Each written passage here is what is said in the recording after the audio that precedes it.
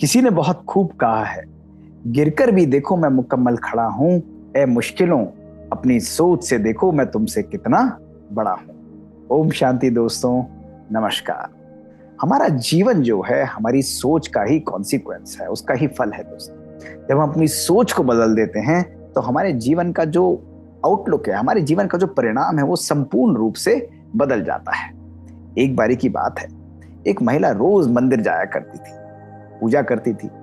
एक दिन उसने वहां के पुजारी को पकड़ लिया और उससे बोली कि पुजारी जी, अब से मैं मंदिर नहीं आऊंगी। पुजारी जी हैरान हो गए। उसने कहा, क्यों नहीं आएंगी देवी?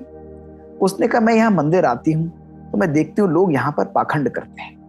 कुछ लोग फोन पर ही बात करते रहते हैं, कुछ लोग पूजा का केवल बहाना करते हैं, और कुछ लोग इस जगह को अपनी गपशप के लिए यूज करते हैं, बातचीत में ही अपना समय व्यतीत कर देते हैं।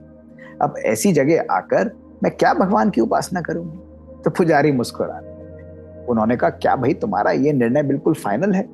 तो उसने कहा, जी हाँ, अब तो मैंने मन बना लिया है, मैं नहीं आऊंगी। तो पुजारी ने कहा कि अपने निर्णय को फाइनल करने से पहले मेरी एक बात मानो। उसने कहा, बताइए। उसने कहा, कल आप आना, मैं आपको एक कार्य दूंगा। तो महिला अगले दिन आई और उस पुजारी ने कहा कि देखो, आज मैं तुमको एक गिलास ये पानी का दे रहा हूं। इस पानी को लेकर तुम्हें पूरे मंदिर की परिक्रमा करनी है, बट एक बात ध्यान रखना कि ये पानी कहीं गिरना नहीं चाहिए। तो उस महिला ने कहा कि ठीक है, मैं कर लेती हूँ।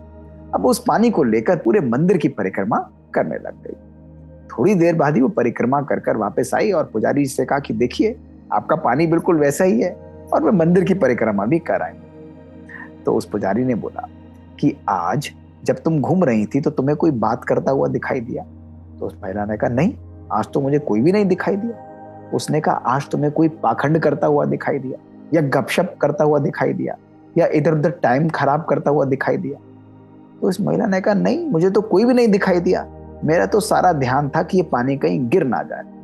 पुजारी मुस्कुराने लगा। उसने कहा, यही बात तो मैं तुमको समझाना चाहता हूँ कि लोग और परिस्थितियां कभी भी तुम्हारे अनुसार नहीं होंगी।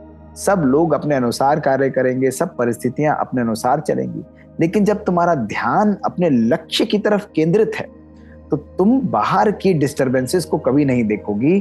तुम केवल फोकस के द्वारा अपनी मंजिल को सदा अचीव कर लोगे। तो वो महिला मुस्कुराने लगी। उसने कहा, ये तो आपने बहुत अद्भुत बात बताई। उसने कहा कि यही मैं तुमको समझाना चाहता हूँ।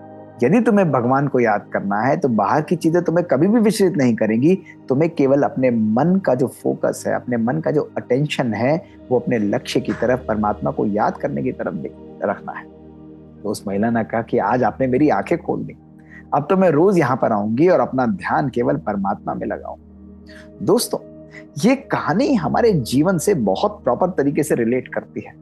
अब आप देखें, कभी कभी हम भी अपने जीवन में परेशान हो जाते हैं कि वो ऐसा कर रहा है, ये ऐसा कर रहा है, मुझे ये ठीक नहीं लगता, उसको ऐसा करना चाहिए। और दोस्तों, आधा समय और आधी शक्ति हम इसी चीज में वेस्ट कर देते हैं, इसी में हमारा टाइम खराब हो जाता है। लेकिन यदि हम जीवन में कुछ भी पाना चाहते हैं तो अपना ध्यान अपने लक्ष्य की तरफ केंद्रित करना, जिसको कहते हैं अनडिवाइडेड अटेंशन, यानी फोकस।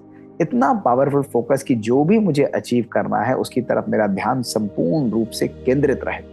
और जब मेरा ध्यान उस तरफ केंद्रित होता है दोस्तों, तो कोई भी चीज मेरे जीवन में इम्पॉसिबल नहीं होती। जो भी मैं अपने जीवन में प्राप्त करना चाहता हूं वो सहज रूप से मैं स्वतः ही प्राप्त कर सकता हूं। तो इसलिए दोस्तों, अपना ध्यान, अपने मन की शक्ति को सदा पावरफुल रखते हुए, सदा पॉजिटिव रखते हुए अपने लक्ष्य की तरफ केंद्रित करें। यदि आपका मन और आपका लक्ष्य, उसके बीच में कनेक्ट है, उसके बीच में एक कंटिन्यूअस अटेंशन है दोस्तों, तो कोई भी बाहर की चीज आपको डिस्टर्ब नहीं करेगी और मंजिल को आप सहज रूप से अपने जीवन में दोस्तों प्राप्त कर सकेंगे। तो तैयार हैं आज से अपने मन को अपना मित्र बनाते हुए अपने लक्ष्य की तरफ निकल चलिए। सफलता आपका दोनों हाथों से दोस्तों इंतजार कर रही है। ओम शांति।